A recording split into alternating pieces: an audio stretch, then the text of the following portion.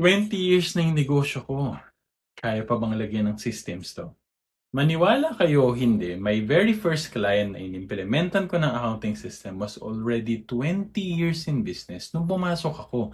And honestly, sobrang hirap magpasok ng bagong sistema kung matagal na yung negosyo.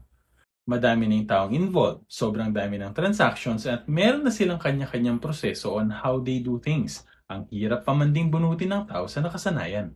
The key here is collaboration. Kung gusto mo ng iisang sistema, kailangan iisa ang galaw at makikiisa ang lahat on that goal.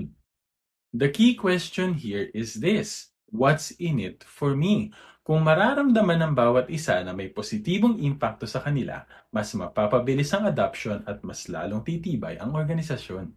It's never too late to embrace accounting automation. The longer you stay in business, the more that you need to be able to collaborate using the right tools.